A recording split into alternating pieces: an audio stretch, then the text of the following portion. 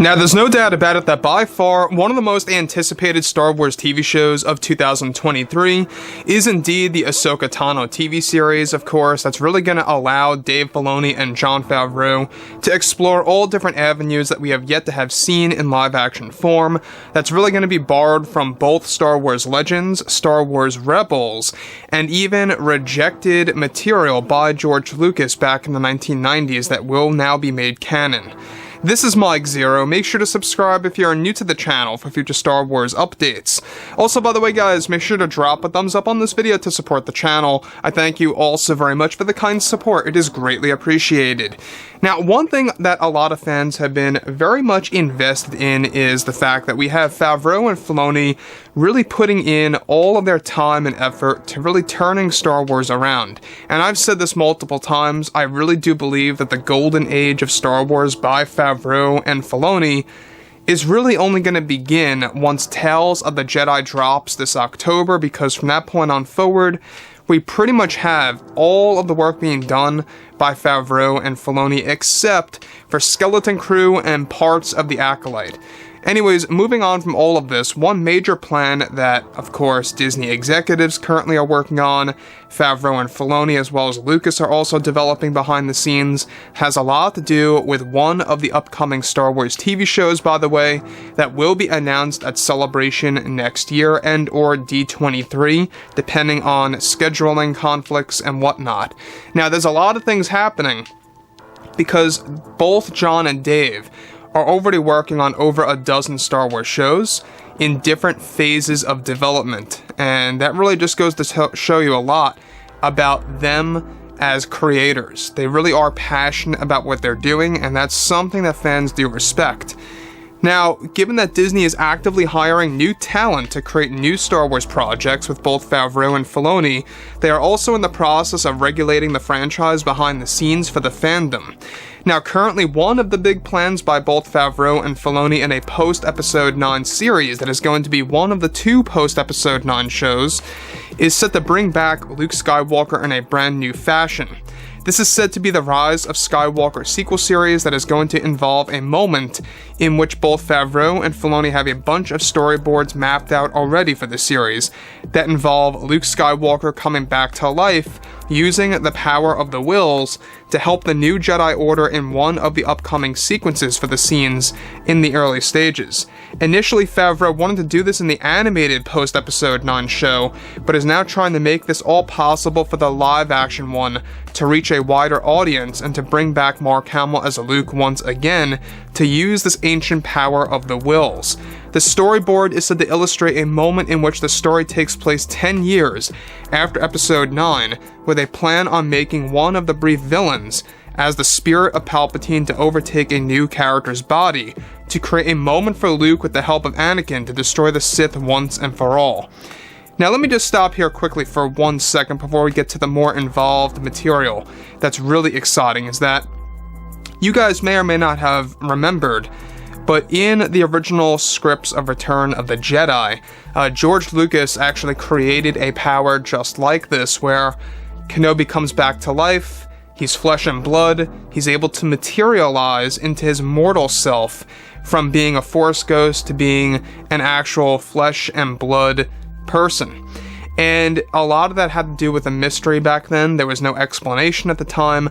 Here, what Favreau and Filoni are doing is that they are essentially canonizing that old idea that Lucas had for Episode 6, and they're taking that idea and creating a backstory to how that power is going to be utilized.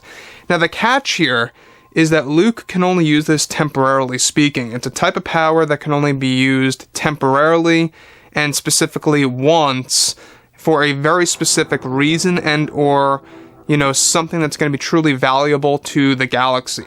And this has a lot to do with the Wills, who, by the way, are the gods, essentially, that created the galaxy, or even the universe at that, in the Star Wars franchise.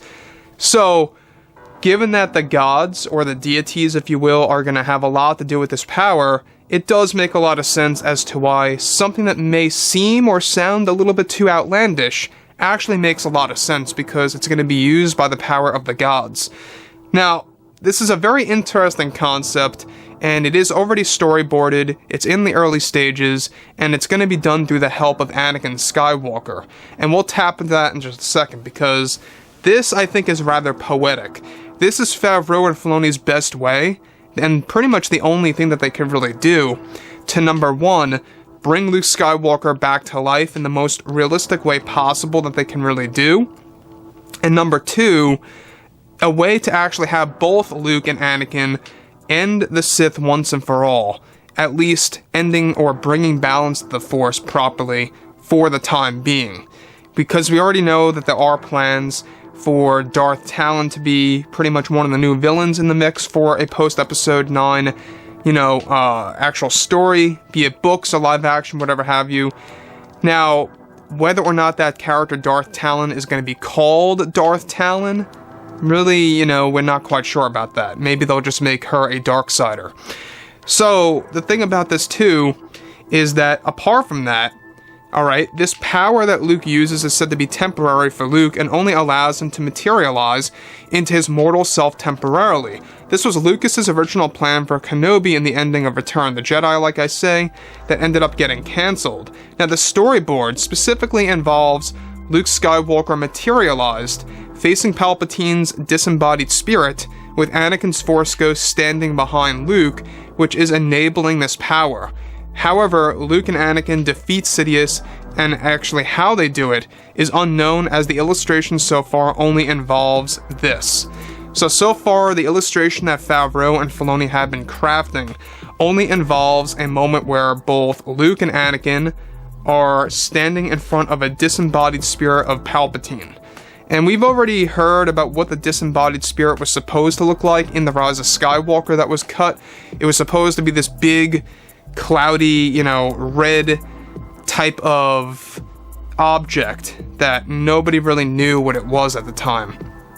And that's actually how it appears in Dark Empire. If you guys may recall, his spirit does disembody, or pretty much takes away from, his actual body at one point in time, and you actually get to see the spirit of Sidious. If you guys want to go ahead and check that out in the Dark Empire comics, it's in Dark Empire 3, at the very end, when he actually tries to go into this Jedi character's name, Brand. Now, when you look at everything related to that too, is this really necessary at the end of the day? That's the biggest question that I think a lot of fans are going to question themselves. Is this necessary? It may not be necessary at the end of the day, but I will admit that this is probably the best that Favreau and Filoni can really do, to not only have both Luke and Anakin bring balance to the Force when it involves Palpatine, specifically, and to bring Luke Skywalker back to life in the most realistic way that they could. It seems like Favreau and Filoni know better that, they really can't just have Luke come back to life permanently, I guess. I mean, if they really wanted to, they could. But they're looking for a way to make him coming back to life meaningful and a little bit more realistic for the fans, and how it's going to be used temporarily to face the spirit of Sidious and to bring balance to the Force properly. Now, of course, at the end of the day, guys, let me know what you guys have to say about all this below in the comments. And if you guys did enjoy the content for today, make sure to drop a thumbs up on this video to support the channel. I thank you all so very much for the kind support, and I'll catch you guys next time.